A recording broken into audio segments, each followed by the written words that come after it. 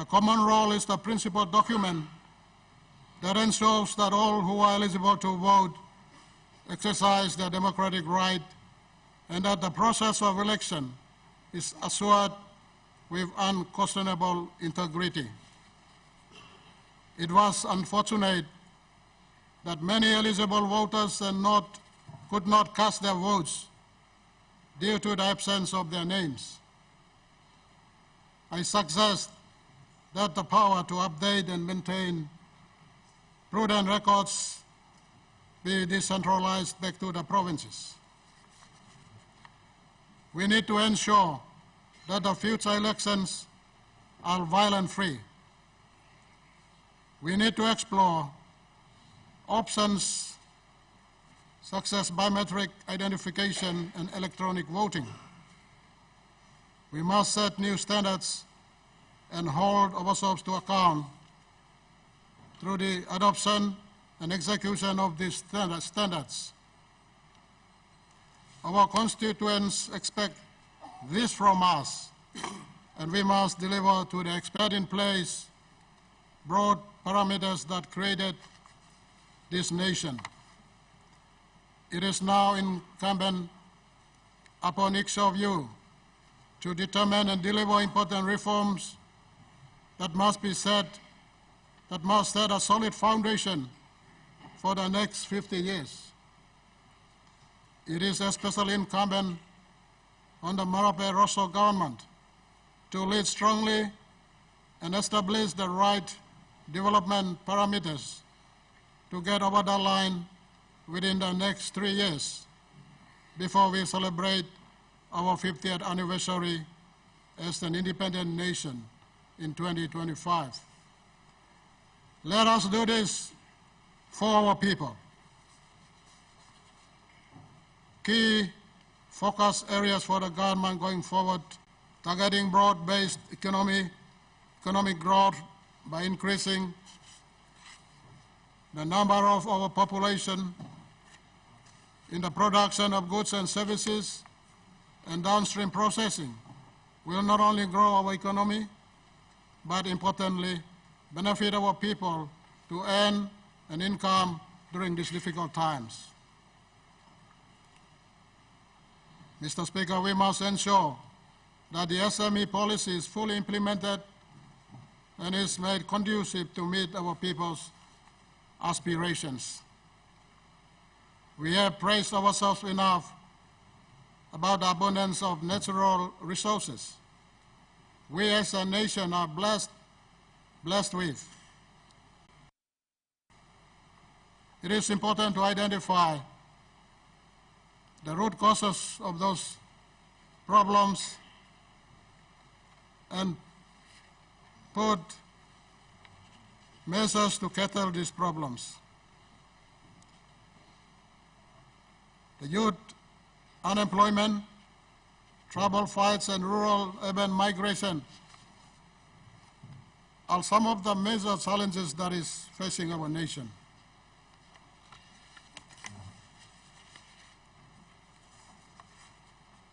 Mr. Speaker, as regards public service reforms, delivery of public service to our people must be effective and efficient. Public servants must perform as expected of them and to their fullest potential for the benefit of our people. Merit-based appointments of all public servants, starting from the very top, must be applied if we are to see any positive changes in the public. We need to ask ourselves, do we need an expensive public service that is not productive, or a cost-effective public servant that performs to expectations?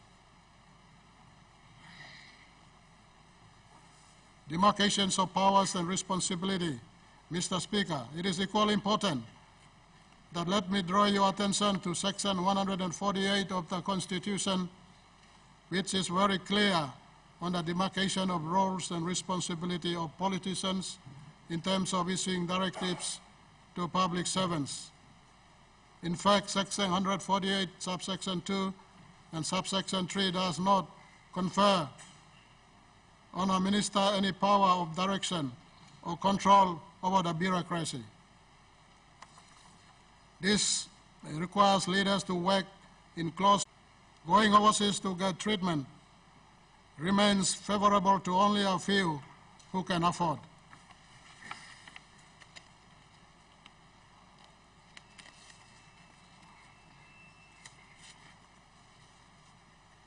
Mr. Speaker, may I respectfully remind you and perhaps insist that you spend some ample time to read and acquaint yourself with your constitutional duties and responsibilities. These include Leadership Code, Public Service Management Act 2016, medical checks, do regular physical exercises, take right and balanced diet, and sleep well. Mr. Speaker, we have come thus far in our adherence to the Westminster system of government. It has not been an easy road given our vast and diverse cultures. We must remain strongly united and leave a better legacy for our children and their children. It is my strong conviction that we continue to build a strong, stable, and transparent and responsible democratic system of government that is primarily focused on the well-being of over 10 million people. Mr. Speaker, before I conclude, kindly allow me to express my heartfelt appreciation to those of you returning parliamentarians who demonstrated your faith and trust in my leadership abilities and elected me as 10th Governor General on the 2nd of February 2017. I have performed my job, did my utmost, and will continue to. Friendship, Sir Bob Bofangdarai, on this day, Tuesday, 30th of August 2022, have the distinct honor and privilege to declare the 11th National Parliament of Papua New Guinea officially open.